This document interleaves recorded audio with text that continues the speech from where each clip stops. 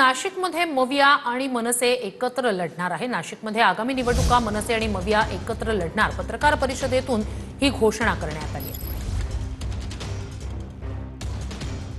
महाराष्ट्रामध्ये येत्या स्थानिक स्वराज्य संस्थांच्या निवडणुकांमध्ये तथाकथित महायुतीचा पराभव करण्याचा निर्धार महाविकास आघाडी, मनसे, कम्युनिस्ट पक्ष आणि इतर जे काही या धोरणाच्या विरोधातल्या जेवढ्या शक्ती, व्यक्ती, संस्था, संघटना ह्या सगळ्यांना एकत्र घेऊन आम्ही हा निर्धार केलेला आहे। आम्ही जनतेच्या बाजूने उभे राहणार आहोत। जनतेला न्याय मिळावा, लोकशाही जिवंत राहावी, संविधानाने जो मतदानाचा अधिकार दिला तो जनतेला करायला मिळावा, यासाठी आम्ही सगळे आज एकत्र आलेले आहोत। आमचा लढा हा भारतीय जनता पार्टी, शिंदे सेना आणि अजितदादाचा पक्ष यांच्या विरोधात असणार आहे। आता राजसाहेब ठाकरे सर्व ठरवणार आहेत, महाविकास आघाडी ठरविल त्याप्रमाणे पुढचं पाऊल उचलणारच आहेत। परंतु मी त्याच्यावर आज बोलणं माझा अधिकार नाही येतो, पण या नाशिक शहर जिल्ह्यामध्ये सगळे आज एकत्र झालेले आहेत स्थानिक पातळीवर। तर दुसरीकडे मनसेबाबत अद्याप कोणताही प्रस्ताव नाही असं हर्षवर्धन सपकाळ यांनी म्हटलंय। नाशिकमधील पत्रकार परिषदेबाबत माहिती नसल्याचं सुद्धा काँग्रेस प्रदेशाध्यक्ष सपकाळ यांनी म्हटलंय। मनसेसोबत काँग्रेसची कोणतीही चर्चा नाही असं सपकाळ म्हणतात। मनसेसोबत जोडून घेतलंय आघाडीने, अशी कुठलीही पत्रकार परिषद आहे याची मला माहिती नाही आणि मनसेच्या आघाडीच्या संदर्भातला कुठलाही प्रस्ताव हा आलेला नाही। अशी कुठल्या प्रकारची चर्चा ही काँग्रेसने मनसेसोबत केलेली नाही। स्थानिक स्वराज्य संस्था संमिश्र निवडणूक होण्याची शक्यता आहे असं गुलाबराव पाटील यांनी म्हटलंय। जळगावमध्ये काही ठिकाणी युती होतीये, काही ठिकाणी नाही असंही गुलाबराव पाटील यांनी सांगितलं। तर अजित पवारांना कोण टार्गेट करतायत ते त्यांनी तपासलं पाहिजे, त्यांच्या मुलावर आरोप करणारे त्यांच्या जवळचे आहेत असंही गुलाबराव पाटील यांनी वक्तव्य केलंय।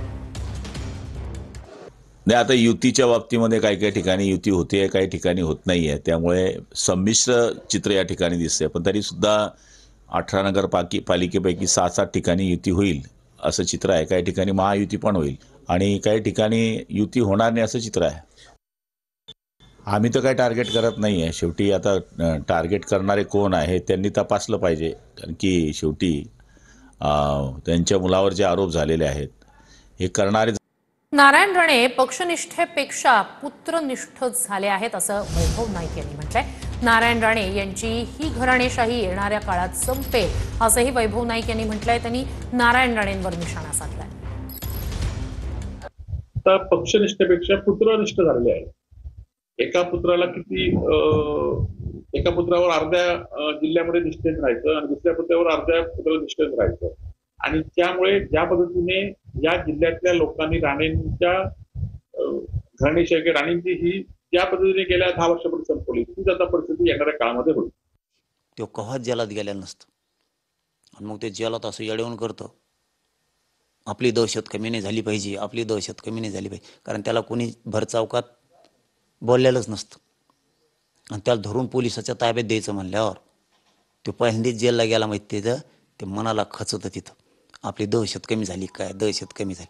आणि जेव्हा ते बाहेर येतं जेलातून, तो गुंड पिक्चरमधला म्हणतोय मी, जेव्हा बाहेर येतो तेव्हा त्याचे ते लाभार्थी टोळे माकडं मुकडं जमत येत बाजूने, भाई सुटले भाई सुटले भाई सुटले म्हणत ते गुंड। आणि मग तेव्हा म्हणतो तो मध्ये पाठवणारा कोण आहे, आपल्याला मध्ये घालणारा कोण आहे, आपली दहशत कमी नाही झाली पाहिजे।